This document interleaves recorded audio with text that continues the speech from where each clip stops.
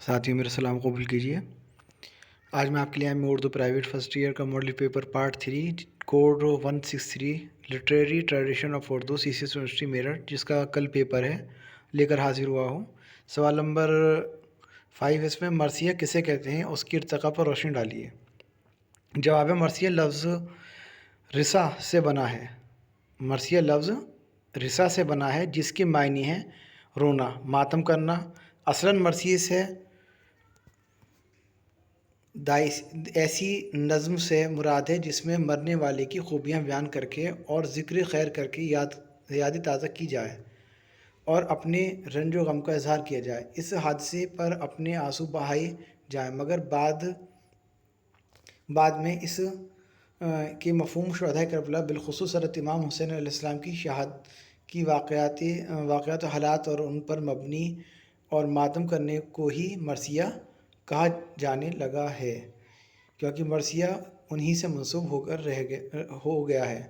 مرثیوں کے اشعار کی بھی کوئی حد نہیں ہے اور نہ کوئی شکل یا فارم متعین ہے۔ مرثیے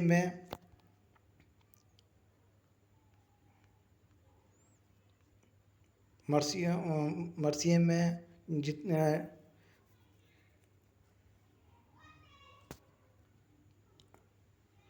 جیتے جاگتے کردار ملتے ہیں۔ واقعات کربلا میں حق و باطل کی جنگ، ظلم و مظلومیت کی داستان، گھوڑے اور تلواروں کی تعریف، پاکیزہ اخلاق، آل رسول اور ان کے ساتھیوں کا اعلیٰ کردار نظر آتا ہے۔ مرثیہ اردو میں ایک رزمیہ نظم کہلاتی ہے۔ کسی دوسری صنف سخن میں رزمیہ مضامین نہیں ملتے۔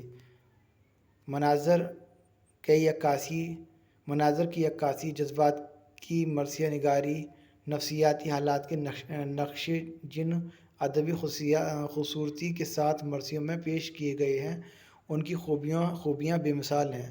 مرثیہ گوئی کی بدولت مذہبی، اخلاقی اور نیچرل نظموں کو بھی فروغ ملا۔ مرثیے میں بھی وہ تمام چیزیں ملتی ہیں: غزل کا سوز گداز، قصیدے کی شان و شوکت، مثنوی کا رابط و تسلسل، رزم و بزم کی عکاسی، فطرت نگاری، انسانی رشتوں کی عظمت و واقعات کی ترجمانی، شجاعت، صبر و استقلال اور وفاداری۔ مرثیے کے اجزائے ترکیبی اس طرح ہیں: سب سے پہلا ہے اس کا چہرہ، پھر سراپا، رخصت، آمد، رجز، شہادت، بین اور دعا۔ تو اس میں پہلا ہے آپ کا چہرہ جسے تمہید بھی بولتے ہیں۔ تمہید میں شاعر دنیا کی بے ثباتی یا اپنی شاعری کی تعریف پیش کرتا ہے، اور صبح کا منظر، رات کا سماں، حمد و نعت، منقبت اور مناجات وغیرہ تمہید کے طور پر بیان کیے جاتے ہیں۔ دوسرا ہے اس کا سراپا میں شاعر مرثیے کے ہیرو کی خط و خال، قد و قامت، لباس، اخلاق اور کردار پیش کرتا ہے۔ تیسرا ہے رخصت میں مرثیے کے اس حصے میں شاعر ہیرو کی شان و شوکت اور میدان جنگ کے لیے اجازت کا ذکر کرتا ہے۔ چوتھا ہے آمد، جس میں شاعر ہیرو کے ساز و سامان، گھوڑے پر سوار ہو کر رزم گاہ میں آنا، ساتھ ہیرو کے گھوڑے کی تعریف بھی بیان کی جاتی ہے۔ پانچواں ہے رجز میں ہیرو رجس بولتے ہیں پانچواں رجس میں ہیرو کی طرف سے اس کے حسب و نسب کی تعریف اور میدان جنگ کے اوصاف، کارناموں اور مہارت کا اظہار کیا جاتا ہے۔ چھٹا ہے واقعات جنگ، اسلحہ جنگ، جس میں شاعر جنگ کا نقشہ پیش کرتا ہے اور جنگ کے طریقوں پر روشنی ڈالتا ہے، گھوڑے اور دوسرے ہتھیاروں کی تعریف بھی بیان کرتا ہے۔ پھر آپ کا شہادت اس حصے میں شاعر ہیرو کے زخمی ہونے اور شہید ہونے کا منظر بیان کرتا ہے۔ بین میں شاعر ہیرو کی لاش پر عزیزوں، خاص طور سے عورتوں کے ماتم کو نظم کرتا ہے۔ نواں دعا میں شاعر شہدائے کربلا کے حق میں خدا سے خیر کی دعا کرتا ہے، اور مرثیے کی ابتدا بھی دکن سے ہوئی اور تحقیق کے مطابق سب سے پہلے قلی قطب شاہ نے مرثیہ نگاری شروع کی، جو گولکنڈہ کا بادشاہ تھا۔ اس کے ساتھ ہی ساتھ وجہی اور غواصی نے بھی مرثیے کہے۔ عہد جہانگیری میں شجاع الدین نوری پہلے شخص ہیں جنہوں نے مرثیہ گوئی میں نام پیدا کیا۔ ہاشم علی اور کاظم علی کے مرثیے بھی بہت اچھے ہیں۔ عالمگیر کے دور میں شاہ قلی خان شاہین نے مرثیے میں نام پیدا کیا۔ غرض یہ کہ دکن کا کوئی شاعر ایسا نہ تھا جس نے مرثیے نہ کہے ہوں۔ متعدد مرثیے موجود ہیں۔ شمالی ہندوستان میں اردو شاعری کا آغاز ہوتے ہی روشن علی سہارنپوری نے روضۃ الشہداء کی طرز پر ایک طویل نظم عاشورنامہ کے نام سے لکھی جو 1100 ہجری کی تصنیف ہے۔ اسی عہد کے کچھ دیگر شعراء قائم دہلوی، محمد مہدی، مسکین شاہ، حاتم آبرو، سعد تیکر، نگ، مرزا گدا علی لکھنؤ، خلیفہ محمد علی سکندر نے مرثیہ نگاری میں بہت حصہ لیا۔ شاہ فیصل علی فضل اورنگ آبادی نے روضۃ الشہداء کا 1733 عیسوی میں ترجمہ بھی کیا اور مرثیہ بھی کہی۔ اس کے بعد میر نے بھی اس صنف کو بلند کرنے کی کوشش کی، لیکن سب سے پہلے سودا نے اس کی طرف توجہ کی اور مرثیے کی ادبی شان کو بھی بلند کیا۔ اس دور میں مرثیے مختلف پہلوؤں سے کہے گئے، لیکن مرزا سودا نے مسدس کی شکل میں مرثیے کہے۔ مسدس جس میں 6 مصرے ہوتے ہیں، 6 لائنوں کے شعر کو مسدس کہا جاتا ہے، اور وہی حیت آج تک باقی ہے۔ سودا کے بعد مرثیوں کو لکھنؤ کی سرزمین پر فروغ ملا اور مرثیہ نگاروں کی کثیر تعداد پیدا ہو گئی، لیکن چند شعراء جیسے افسردہ، ناظم، ضمیر، خلیق اور فصیح خاص طور پر قابل ذکر ہیں۔ خصوصاً میر ضمیر نے مرثیے کو بہت ترقی دی، بلکہ یوں کہا جائے تو بیجا نہ ہوگا کہ میر ضمیر کی قائم کی ہوئی بنیاد پر میر انیس اور مرزا دبیر نے مرثیے کی عمارت تعمیر کی اور مرثیے میں جو خامیاں تھیں ان کو دور کر کے درد و غم کے مضامین کے علاوہ مرثیے کا چہرہ لکھا، سراپا ایجاد کیا، گھوڑے اور تلوار کی تعریف کا اضافہ کیا، فن جنگ کے مضامین کو شامل کیا اور واقعہ نگاری کی بنیاد ڈالی، کلام میں زور اور بندش میں چستی پیدا کی۔ میر ضمیر کے بعد انیسوں مرزا دبیر، میر اشق، انس اور میر مونس نے اس صنف کو چمکایا، لیکن ان میں میر انیس و مرزا دبیر مرثیہ گوئی میں آسمان پر آفتاب و ماہتاب بن کر چمکے، جن کی شہرت کا دامن قیامت کے دامن سے بندھا ہوا ہے۔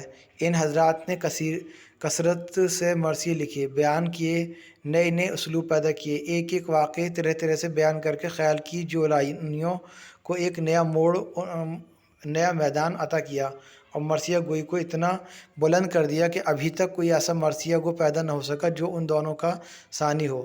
انیس اور دبیر کی مقبولیت اور شہرت میں انیس کو زیادہ امتیاز حاصل ہے۔ یہی وہ دور تھا جس میں مرثیے کو عروج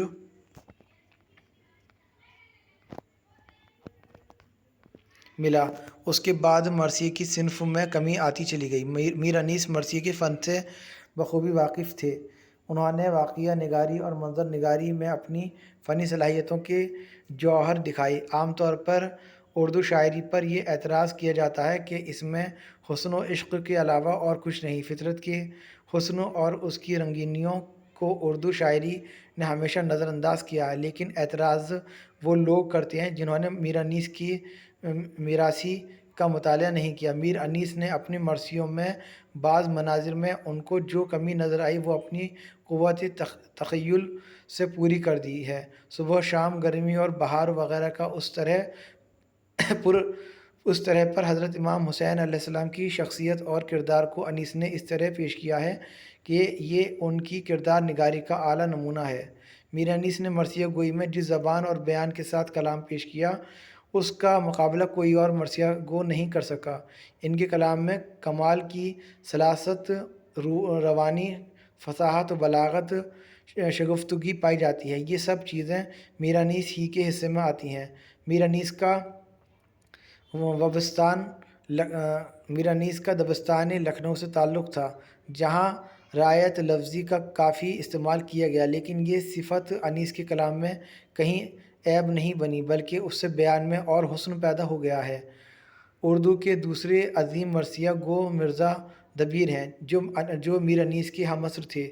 مختصر یہ کہ مرثیہ گوئی میں جو میر انیس نے کمال حاصل کیا، مرزا دبیر اس سے محروم رہے۔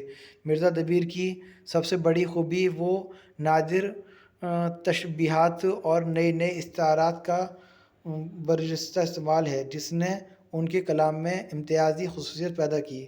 علامہ شبلی نعمانی نے موازنۂ انیس و دبیر میں مرثیوں کے تذکرے کے سلسلے میں لکھا ہے کہ خیال آفرینی، جدت، استعارات، تشبیہات، وقت پسندی اور شاعرانہ استدلال، شدت مبالغہ میں ان کا جواب نہیں، لیکن اس زور کو وہ سنبھال نہ سکے، اس وجہ سے کہیں کہیں خامی پیدا ہو گئی ہے۔ اس کے باوجود ان کا کلام فصاحت و بلاغت کے اعتبار سے معیار پر پورا اترتا ہے۔ مرثیہ گوئی میں ان کی مقبولیت و شہرت ہمیشہ رہے گی۔ دیکھیے آپ نے مرثیے میں میر انیس اور مرزا دبیر سب سے اعلیٰ رہے۔ اب سوال نمبر 7 ہے، اس میں قرۃ العین حیدر کی ناول نگاری پر روشنی ڈالیے۔ جواب: اردو ادب میں قرۃ العین حیدر کا نام نمایاں انداز سے لیا جاتا ہے۔ انہوں نے اردو میں اچھے ناول لکھے ہیں۔ ادبی شخصیات میں ان کا مقام بلند ہے۔ قرۃ العین حیدر جو تھی سجاد حیدر یلدرم کی بیٹی تھیں۔ حیدر کی ادبی شخصیات: دور جدید کی نمایاں اور منفرد ناول نگار میں قرۃ العین حیدر کی ادبی شخصیت اس قدر قداور درخت کی مانند ہے جس کی جڑوں کا سلسلہ دور دور تک پھیلا ہوا ہے، نیز اس کے سائے کے تلے کتنی ہی نونہال پروان چڑھ رہے ہیں۔ قرۃ العین حیدر ہندوستان کے وہ عظیم ناول نگار ہیں جن کو مشرقی اور مغربی افسانوی ادب پر یکساں عبور حاصل ہے۔ ان کی ادبی شخصیت کا سکہ کئی دہائیوں قبل ان کے شاہکار ناول آگ کا دریا کے توسط سے بیٹھ چکا ہے، جس نے ادب اور افسانہ نگار سجاد حیدر یلدرم کی بیٹی ہیں۔ یہ فن ان کو حقیقتاً ورثے میں ملا ہے کیونکہ آپ کے والد سجاد حیدر یلدرم بھی اردو کے مشہور افسانہ نگار ہیں۔ یہ خاندان ہی اپنی علمیت اور فضیلت کے لیے بہت ممتاز ہے۔ سجاد حیدر یلدرم کے دادا نے انگریزوں کے خلاف جنگ آزادی میں حصہ لیا۔ نتیجے میں ان کو انگریزی حکومت کے عتاب کا شکار ہونا پڑا۔ ان کی جائیداد ضبط کر لی گئی، نیز خاندان کے افراد کو تلاش و معاش میں ترک وطن کر کے سرکاری ملازمتوں کا منہ دیکھنا پڑا۔ سجاد حیدر یلدرم علی گڑھ، پورٹ بلیئر اور مشرق بعید میں رہے۔ قرۃ العین حیدر کی زندگی کا حصہ انہی کے مقامات پر گزرا۔ ثانوی تعلیم دہرادون، روڑکی سے اور لکھنؤ سے انگریزی ادبیات میں ایم اے کیا۔ سجاد حیدر یلدرم ترقی پسند تحریک کے زبردست حامیوں میں سے تھے۔ آپ کی سرپرستی مغربی ادب کے گہرے مطالعے سے قرۃ العین حیدر کو حیدرآباد کو بھیج دیا، جہاں وہ محکمہ اطلاعات کے شعبہ فلموں میں بحیثیت اسسٹنٹ ڈائریکٹر کام کرتی رہیں۔ چند سیاسی وجوہات کی بنا پر ان کو پاکستان چھوڑنا پڑا اور دوبارہ ہندوستانی شہریت اپنائی۔ پہلے ممبئی میں سکونت اختیار کی اور انگریزی کے مشہور ہفتے روزہ رسالہ اسڈ ٹینڈو یکلی کے ایڈیٹوریل بورڈ میں شامل ہو گئیں، جس سے پیسہ بھی کمایا اور نام بھی۔ بعد ازاں جامعہ ملیہ اسلامیہ میں وزٹنگ پروفیسر کے عہدے پر کام کرتی رہیں۔ اس کے بعد دہلی کی ہو کر رہ گئیں۔ قرۃ العین حیدر کی افسانہ نگاری: قرۃ العین حیدر نے ناولوں کے ساتھ ساتھ افسانہ نگاری میں بھی ایک امتیاز حاصل کیا ہے۔ 1967 میں ان کے افسانوی مجموعے پتجھڑ کو ساہتیہ اکیڈمی ایوارڈ مل چکا ہے۔ یہ غازی تیرے سپرانداز بندے میں فلسطینی چھاپہ ماروں اور مجاہدوں کے کارناموں کا عکس پیش کیا ہے۔ پتجھڑ کی آواز میں اپنی طرز اور اسلوب سے ہٹ کر قلم اٹھایا ہے۔ ان کے افسانوں میں روزمرہ کی زندگی کی جھلک ملتی ہے۔ ہندوستانی معاشرہ مشرقی تہذیب کا عکس یہاں کے کردار اور پھر روزمرہ الفاظ اور ان کا برمحل و برجستہ استعمال قرۃ العین حیدر کے افسانوں کی نمایاں خوبی ہے۔ وہ حقیقت نواز اور حقیقت کی ترجمان ہیں۔ اردو ادب کا عمدہ ناول ہے قرۃ العین حیدر اردو ادب میں ناول نگاری میں بھی اہم مقام رکھتی ہیں۔ قرۃ العین حیدر کا ناول آگ کا دریا اردو کا بے مثال ناول ہے، جس میں فلسفہ، عمرانیات اور بشریات اور سماجیات سبھی موضوعات کی آمیزش ہے۔ یہ اپنے نوع کا منفرد ناول ہے، جس کی دوسری مثال ہندوستانی ادب میں نہیں ملتی۔ آگ کا دریا کے ساتھ ہی ان کے ناول میری بھی صنم خانے، سفینہ غم دل اور چائے کے باغ اپنی نوع کے منفرد ناول ہیں۔ اول ذکر دونوں ناولوں میں جاگیردارانہ نظام، جاگیردارانہ ماحول اور ان کے تہذیب و تمدن پر نظر ثانی کی جائے۔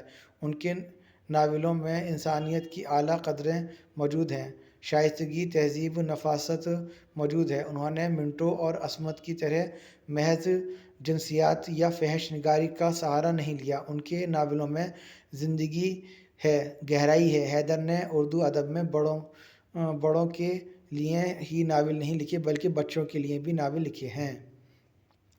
اگلا سوال ہے آپ کا، میر تقی میر کی غزل گوئی کو فنی خوبیوں کا جائزہ لیجیے۔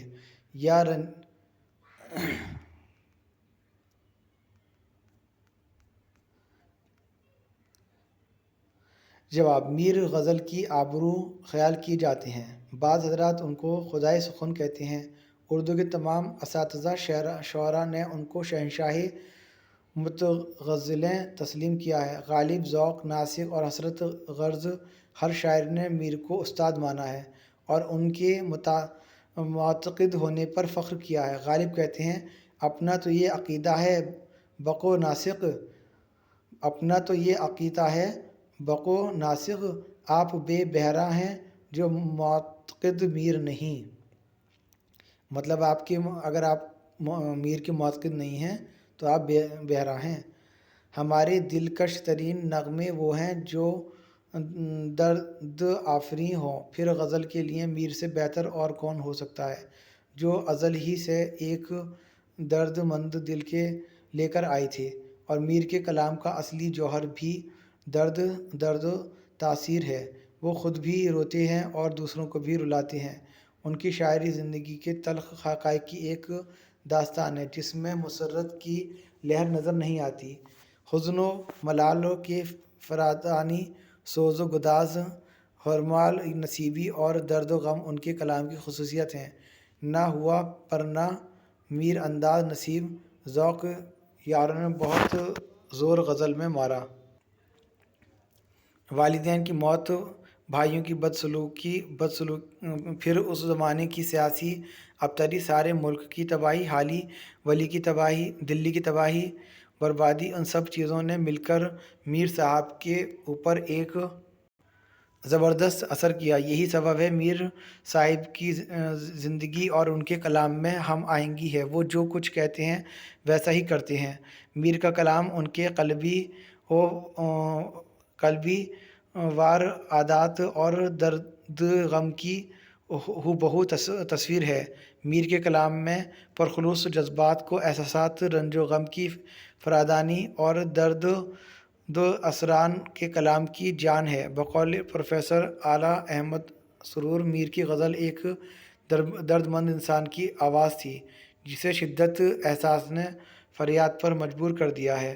شام سے کچھ بجھا سا رہتا ہے دل، ہوا ہے چراغ مفلس کا، داغ آنکھوں سے کھل رہے ہیں سب، ہاتھ وسطا ہوا ہے نرگس کا۔ جو اس شور سے میر روتا رہے گا تو ہمسایہ کاہے کو سوتا رہے گا۔ ان کے کلام میں عوام اور خواص دونوں کے لیے اپیل موجود ہے۔ عوام کے لیے یہ کہ ان کا لہجہ اور بات کہنے کا انداز ایسا جو عام فہم بلکہ فطری حالتوں، کیفیتوں اور ہیئتوں کے قریب اور مطابق ہے، جس سے عوام بے حد مانوس ہے۔ اس کے علاوہ میر کی شاعری روایتی اسالیب اور خاص پسند صنعت کاری کے اعتبار سے بھی بلند درجہ رکھتی ہے۔ ان کی سادگی، دلکشی اور تاثرات سے جہاں ایک طرف عوام لطف اندوز ہوتے ہیں، وہیں خواص اچھوتی، تشبیہ صوتی، آہنگ مصوتی اور بیان کے نزاکت پر سر وہنتے ہیں۔ میر نے اپنے درد کی دھڑکنوں کو اپنے خون جگر میں شامل کرکے اپنی شاعری کے ساز میں ایسا سمو دیا جو 18ویں صدی کی آواز بن گئی، جس میں اس صدی کی تہذیبی، سیاسی اور سماجی تہذیب کا عکس بھی شامل ہے۔ میر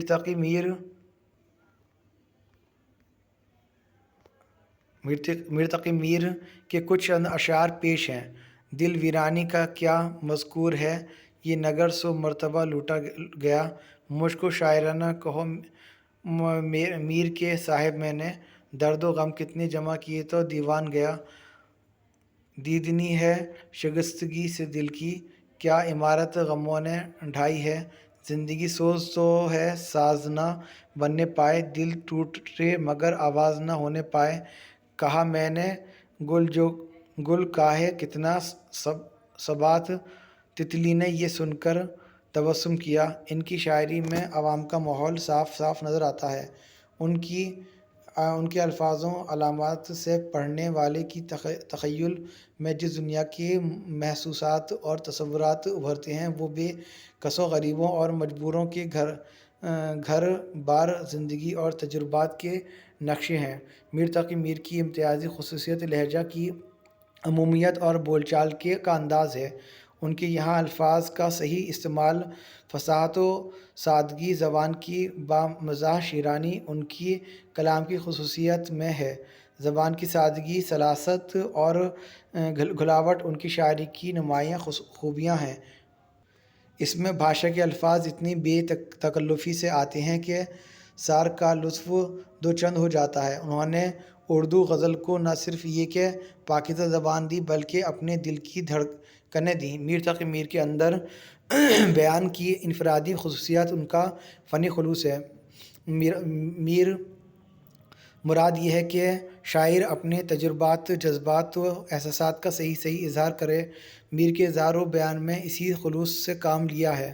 انہوں نے اپنا غم اور زمانے کا غم ایک کر دیا ہے، اس لیے ہمیں ان کے اشعار میں ان کے عہد کی آواز بھی سنائی دیتی ہے اور ان کے اپنے دل کی دھڑکنیں بھی۔ جب میر صاحب زندگی کے واردات اور عشق کے واقعات کو ایک سادہ اور پرکیف زبان میں ادا کرتے ہیں تو دل پر چوٹ سی لگتی ہے اور ہر شخص یہ محسوس کرنے لگتا ہے کہ یہ بھی ان پر گزر رہی ہے۔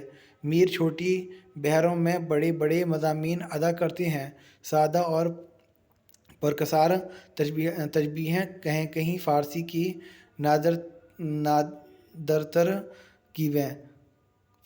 نادر ترکیبیں، ترنم اور موزوں الفاظ کا انتخاب ان کی غزلوں کی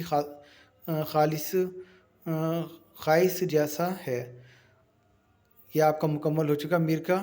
اب ہے اگلا سوال ہے، علی گڑھ تحریک کی سماجی، علمی و ادبی خدمات کو واضح کیجیے۔ تو انشاءاللہ میں یہ نیکسٹ ویڈیو میں ڈالوں گا، کیونکہ یہ ویڈیو کافی لمبی ہو جائے گی۔ اللہ حافظ۔